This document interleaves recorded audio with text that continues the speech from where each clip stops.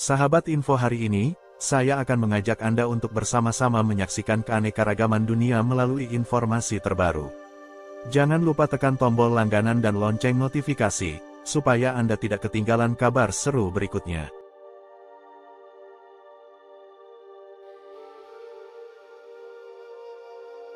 Indonesia jangan mengikuti jejak Thailand gagal menjadi negara maju, hilirisasi adalah kunci untuk menjadi negara maju. Mantan Menteri Perdagangan Muhammad Lutfi meminta Indonesia fokus pada program hilirisasi, sehingga Indonesia bisa jadi negara maju di 2038 dengan mengusung industrialisasi. Mantan Kepala Badan Koordinasi Penanaman Modal meminta Indonesia tetap mempertahankan tujuan kompetitifnya, supaya bisa jadi negara industrialis dan keluar dari perangkap negara berpendapatan menengah. Kita lagi di Uber deadline, kalau tidak industrialisasi atau hilirisasi, kita telat dan tidak melaksanakan hari ini juga, maka kita tidak bisa keluar dari middle income trap. Lutfi tak ingin Indonesia bernasib sama seperti Thailand, yang telah gagal mengejar impian jadi negara maju karena tak bisa memanfaatkan bonus demografinya yang sudah terlewat. Thailand dijamin tidak akan menjadi negara maju berpendapatan tinggi. Saya tidak mau ini kejadian sama Indonesia di tahun 2038. Thailand sudah lewat, 2010 bonus demografinya habis. Dia berantem antara raja sama Thaksin Shinawatra kudeta, selesai, dijamin tidak akan menjadi negara maju. Kita tidak mau kejadian itu terjadi di Indonesia. Tidak ingin seperti Venezuela juga. Tak hanya Thailand, ia juga tak mau Indonesia jatuh seperti Venezuela. Meskipun kaya atas minyak, namun negara Amerika Selatan tersebut tidak bisa memaksimalkannya untuk kepentingan domestik. Satu lagi negara Venezuela. Venezuela hasilkan 4 juta barel minyak, berantem selesai, jamin tidak akan jadi negara maju. Kita sekarang trajektori sudah benar. Jangan sampai itu lewat. Salah mencari pemimpin tidak mengerti industrialisasi, tidak mengerti hilirisasi, dijamin kita tidak akan lewat middle income trap, deadline kita.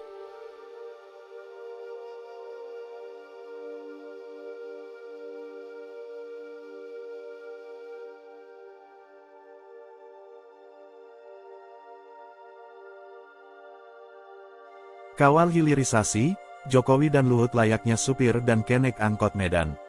Mantan Menteri Perdagangan Muhammad Lutfi mengagumi komitmen program hilirisasi yang dijalankan Presiden Joko Widodo. Ex-Kepala Badan Koordinasi Penanaman Modal BKPM periode tahun 2005 sampai tahun 2009 ini bahkan mengibaratkan Jokowi selayaknya supir angkot Medan, yang dibantu oleh Menko Marinvest Luhut Binsar Panjaitan sebagai keneknya. Perbandingan itu diberikan lantaran keduanya berani menerjang berbagai desakan dari luar negeri yang tidak menyukai program hilirisasi yang diusung pemerintah RI. Indonesia kini berhadapan dengan investor luar yang seolah bermuka dua. Dahulu, mereka diklaim menilai hilirisasi sebagai program yang bagus bagi negara menengah bawah agar bisa industrialisasi. Begitu dilakukan, penilaian jadi bersifat subjektif dan menganggap hilirisasi itu jelek. Kebetulan presiden kita ini berani dan gagah perkasa. Kalau saya analogikan beliau kayak supir Medan. Naik gak naik, kita jalan. Dan, yang jalan ini kebetulan juga berani, investornya. Pak Luhut ini keneknya, juga jago, dan sangat berani. Ini perjumpaan yang saya bilang tadi, Indonesia Pusaka.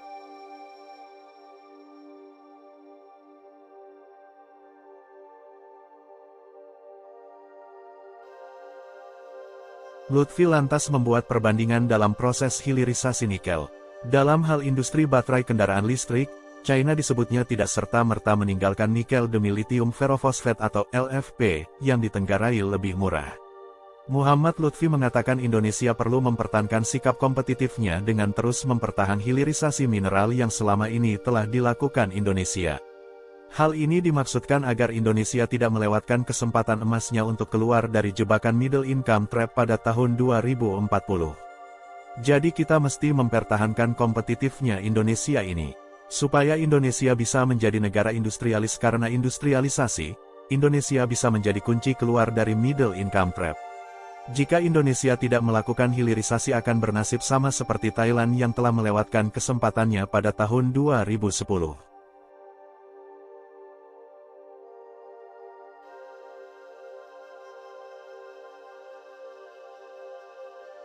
Thailand tidak akan menjadi negara maju berpendapatan tinggi karena bonus demografinya telah berlalu.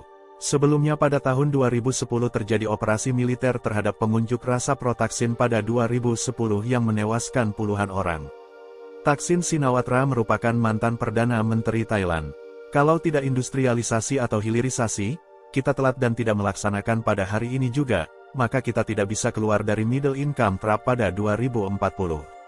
Selain Thailand, negara lain yang juga telah melewatkan masa emasnya adalah Venezuela yang pernah menghasilkan minyak 4 juta barel per hari namun terlibat konflik dengan Kolombia.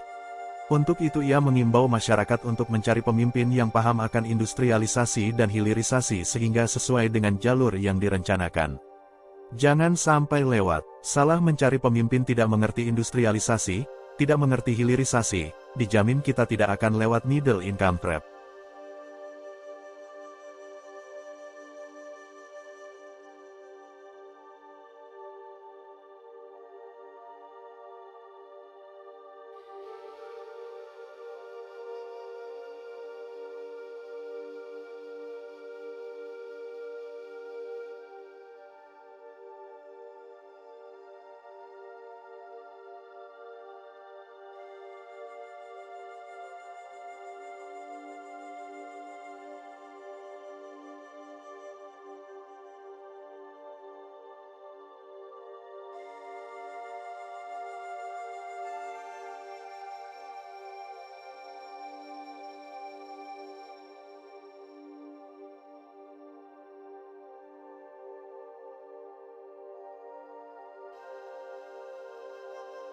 Sahabat info hari ini, terima kasih sudah menyempatkan waktu untuk menonton. Jangan lupa tinggalkan komentar di bawah, kami ingin mendengar pendapat Anda. Sampai jumpa di video berikutnya.